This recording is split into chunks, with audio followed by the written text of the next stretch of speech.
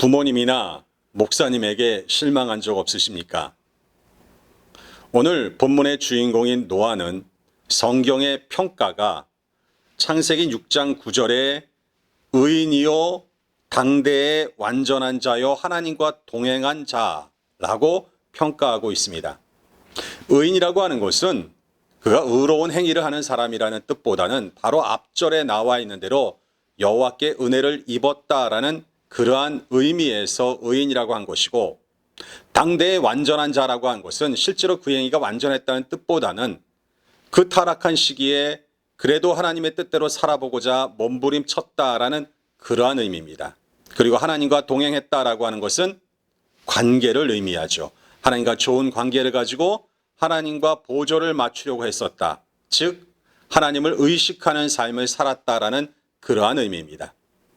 무엇보다 노아는 우리가 잘 알고 있는 대로 하나님의 말씀에 절대적으로 순종한 사람이었죠.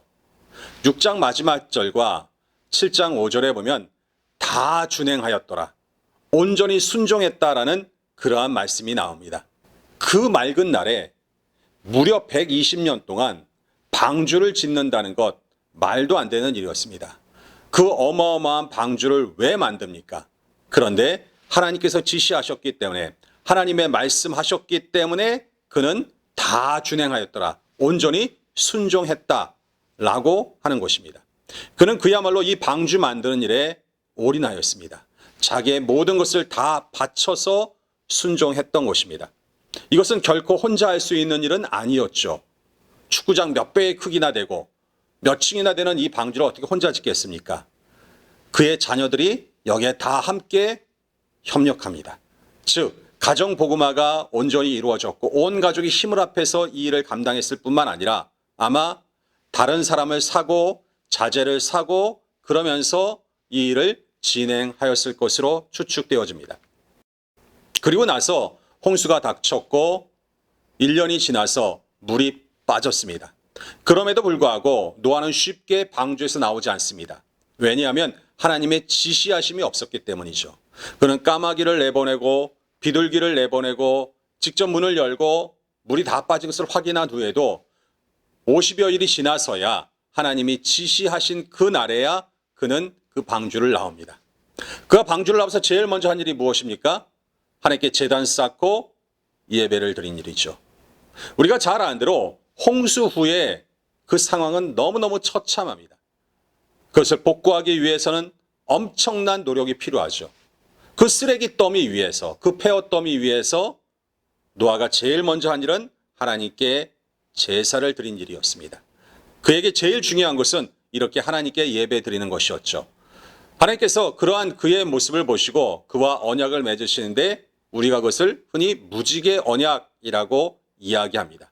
무지개는 하나님과 인간의 언약의 상징인 것입니다. 근데 이렇게 완벽해 보이는 노아도 실수한 적이 있습니다. 바로 어느 정도 세월이 흐른 후에 그가 그만 포도주를 마시고 술이 취해서 벌거벗고 누워 있었던 것입니다. 그렇게 벌거벗고 누워 잠자는 수치스러운 모습을 둘째 아들 함이 보게 되죠. 그는 그 모습을 보고 밖에 나가서 혼자 키득거리고 악의적으로 즐기고 또한 그것을 다른 사람들에게 전합니다. 뒷담화하고 서로 그것을 나누는 것, 그것이 바로 함의 모습이었습니다. 그러나 셈과 야벳이 그 이야기를 들었을 때 그들은 어떻게 했습니까? 아버지의 그런 수치스러운 모습을 보지 않기 위해서 뒷걸음질 쳐 들어가서 아버지의 하체를 덮어줍니다. 왜 그랬을까요? 그것은 바로 아버지에 대한 존경심 때문입니다. 아버지의 수치스러운 모습을 보므로 존경심이 사라지게 된다면 자신들의 믿음에도 분명히 해가 될 것을 알았기 때문에 그들은 아버지를 예우하는 마음으로 아버지 하체를 보지 않고 그 수치를 덮어 주었던 것입니다. 노아가 결국 일어난 다음에 이들의 행위에 대해서 칭찬하고 또한 잘못을 책망하여 저주합니다. 노아의 칭찬을 받았던 결국 셈과 야벳의 자손들이 큰 축복을 받게 될 것을 성경은 기록하고 있습니다. 누가 축복을 받습니까? 누구의 자손이 축복을 받습니까? 허물을 덮어주는 사람, 존중할 줄 아는 사람, 그런 사람이 존중함을 받고 축복을 받는 것입니다. 이렇게 여러분의 가정에 하나님의 축복이 흐르는 신앙의 명가를 이루실 수 있기를 바랍니다.